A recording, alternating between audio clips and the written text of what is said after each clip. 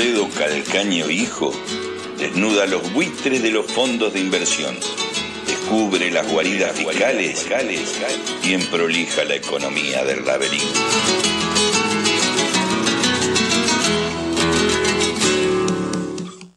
El martes pasado, Javier Milei clausuró las jornadas monetarias y bancarias que organiza cada año el Banco Central de la República Argentina. Le habló a un público compuesto por economistas, por empresarios de las finanzas y también por funcionarios y exfuncionarios de diversos bancos centrales. Conozco a esa gente, yo mismo trabajé en el Banco Central de la República Argentina y más tarde, como funcionario de las Naciones Unidas, participé en muchas reuniones con integrantes responsables de ministerios de Economía y de bancos centrales. Esta gente que sabe que sus políticas tienen un impacto determinante en la economía de sus países, gente que tiene un altísimo concepto de sumisión de la institución que representan y muchas veces también de sí mismos. Por eso, escuchar de la boca del presidente de la Argentina que los bancos centrales no son más que una peripecia inmunda, no debe de haber caído muy bien. Si Milei realmente piensa en ganar el Premio Nobel de Economía, debería haber meditado más sus palabras, ya que la institución que elige al ganador de ese premio es el Banco Central de Suecia. Es decir, para Milei, otra peripecia inmunda. Uno podría convenir que, bajo ciertas administraciones, las políticas del Banco Central de la Argentina fueron efectivamente inmundas. Pensemos en Adolfo Diz, presidente del Banco Central durante la dictadura militar, mientras Martínez Dios era el ministro de Economía.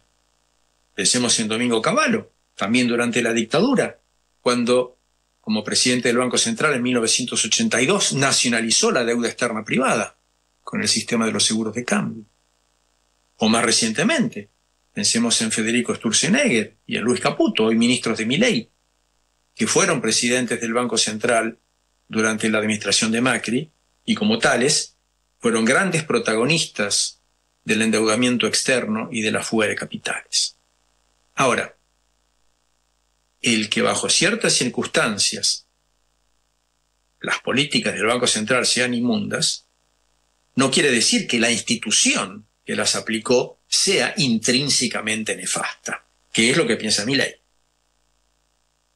Más aún, nuestro presidente dijo que el Banco Central, los bancos centrales, son una peripecia, como si fueran un accidente de la historia. El hecho que prácticamente todos los países del mundo tengan un banco central no hace reflexionar a Milei que tal vez haya buenas razones para tenerlo. Bueno, una razón es que sin Banco Central el Estado no puede aplicar una política monetaria, es decir, regular la liquidez de la economía, regular las tasas de interés y a través de esa vía influir sobre la demanda interna. La política monetaria de los bancos centrales permite moderar los ciclos económicos, tener una economía más estable.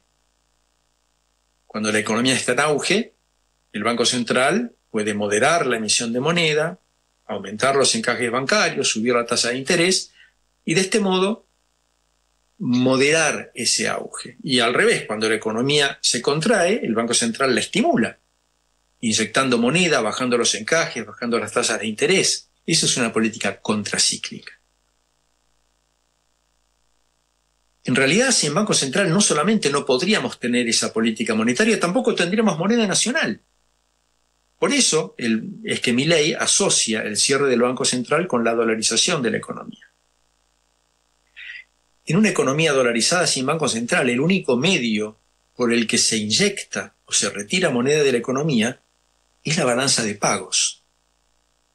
Es decir, si hay excedente en la balanza de pagos, hay más dólares, hay más liquidez interna, más crédito. Y si hay déficit, todo lo contrario. Se contrae la economía. Y esto introduce un sesgo procíclico en la economía nacional. ¿Qué es lo que ocurrió, por ejemplo, con la convertibilidad? Cuando suben los precios de las exportaciones, que hay una buena cosecha, ingresan capitales externos, la economía crece. Y es durante ese auge cuando también se expande la moneda y el crédito a través de el ingreso de divisas. Es decir, durante el auge se le agrega un estímulo suplementario a una economía que no lo necesita. Pero cuando esos factores se revierten, cuando caen los precios internacionales, hay sequía, hay fuga de capitales, entonces hay una retracción de la economía, a la que se le agrega encima una contracción monetaria, porque cuando se contraen las reservas también disminuye la cantidad de pesos o de dólares en una economía dolarizada. Es decir, al no poder tener una política monetaria expansiva que compense la depresión, se agrava la crisis y se puede producir una cadena de quiebras de empresas y de bancos. Esto nos lleva a otra razón fundamental por la cual las economías modernas no pueden prescindir de un banco central, y es que sin un banco central los sistemas bancarios no podrían sostenerse. Reflexionemos. Los sistemas bancarios modernos tienen una organización en forma de pirámide. En la base de la pirámide están los bancos comerciales, los que hacen funcionar el sistema de pagos de la economía, los que otorgan créditos, los que reciben depósitos. Y en la cumbre de la pirámide está el Banco Central. El sistema bancario a veces se enfrenta a problemas que ponen en riesgo la solvencia de los bancos. No necesariamente porque los bancos hagan mal las cosas, sino por la naturaleza misma de su negocio. Porque los bancos toman depósitos a la vista o a corto plazo y dan créditos a varios meses o a varios años, como los créditos hipotecarios, créditos para la inversión. Y muchas veces esto no es un problema, porque mientras algunos clientes retiran su dinero de los bancos, otros los depositan, y en promedio los recursos de los bancos son muy estables y tienden a crecer con la economía.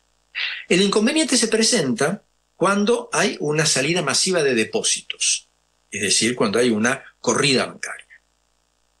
Ahí aparece la necesidad de un banco central, que viene a ser como el banco de los bancos. Entonces, cuando una institución se ve en dificultades, que pierde depósitos y los demás bancos no le quieren prestar, entonces ese banco, esa institución se vuelve hacia el Banco Central y le pide ayuda. El Banco Central es el prestamista en última instancia. Y el Banco Central puede rescatar al banco en dificultades, desplazando si cabe a sus dueños y a sus directivos, puede favorecer su compra, la compra de ese banco por otros bancos, también puede dejarlo quebrar, pero de una manera controlada, es decir, asegurándose que esa quiebra no genere una corrida bancaria que afecte a las demás instituciones. Entonces, si no quiere ayudar a ese banco en dificultades, sí tiene que ayudar a los demás bancos para que no se vean arrastrados por una quiebra masiva del sector bancario. Porque una quiebra masiva de los bancos arrastraría consigo al sector productivo, generaría pérdidas entre los depositantes, haría colapsar el sistema de pagos de la economía. Entonces, cuando hay una crisis bancaria, el Banco Central presta a los bancos para que no se caigan, amplía la garantía de los depósitos bancarios, genera una red de seguridad. Ahora, esta red de seguridad no es gratis, hay una contrapartida. El Estado funciona entonces como prestamista en última instancia, como responsable de la solidez del sistema bancario, pero a cambio los bancos tienen que someterse a una supervisión de sus negocios, una supervisión muy fuerte. Un banco no puede hacer cualquier cosa, no puede tomar cualquier riesgo. Y además, el Banco Central le exige constituir un capital mínimo, significativo, para poder responder con su propia plata en caso de problemas. Entonces, lo que se debate en el mundo actual no es si hay que mantener los bancos centrales o si hay que cerrarlos. No. Lo que se discute es de qué manera se puede hacer más efectiva la regulación de los bancos por el Banco Central. Por eso, la propuesta de Milei de suprimir el Banco Central realmente sorprende por lo temeraria.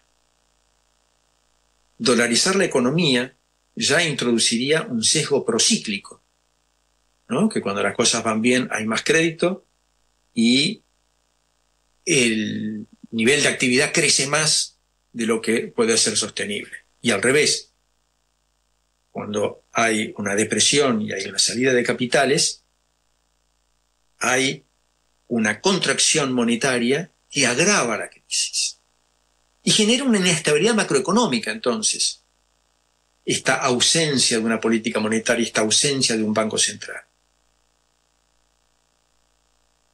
Y dentro de esta situación en donde hay auges y crisis, faltaría alguien un prestamista en última instancia, que sea capaz de prevenir o de contener un colapso bancario.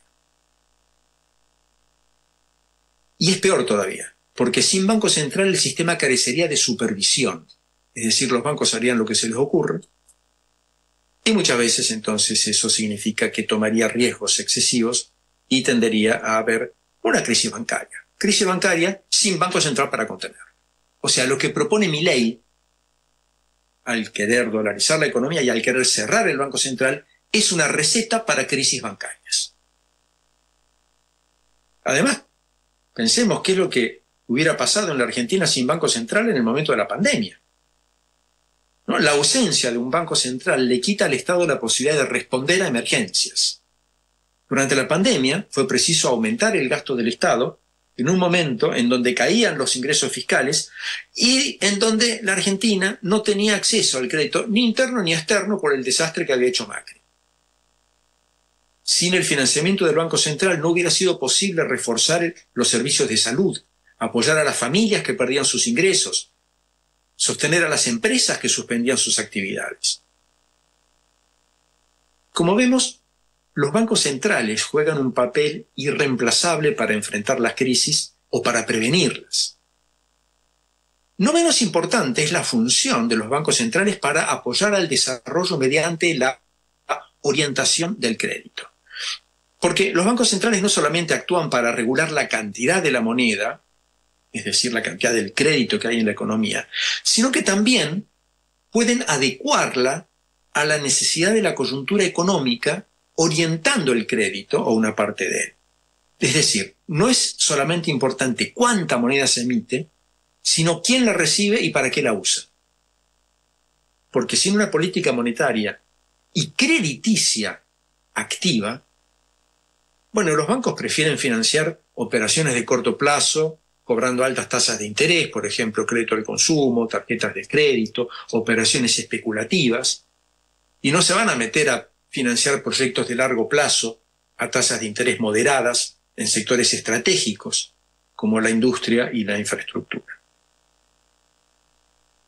Sin la intervención del Estado, el sistema bancario no le da crédito a las pequeñas y medianas empresas o a nuevas empresas, actividades innovadoras, que tienen necesariamente un riesgo mayor que las empresas ya consolidadas. Y por eso entonces prefieren concentrar su capacidad prestable en empresas grandes, en multinacionales, que representan para el banco un riesgo crediticio mucho menor. Por eso, un banco central es fundamental para la estabilidad de la economía, para la salud del sistema bancario, para las políticas contracíclicas y también para tener una política activa de crédito que se inscriba en una estrategia de desarrollo. Claro, estoy diciendo cosas que están totalmente ausentes del pobre mundo conceptual en el que se maneja Milei. No le podemos pedir a él que piense en una estrategia de desarrollo. Sí, podemos pedírselo a las fuerzas políticas que aspiran a un país justo, libre y soberano. Continuará.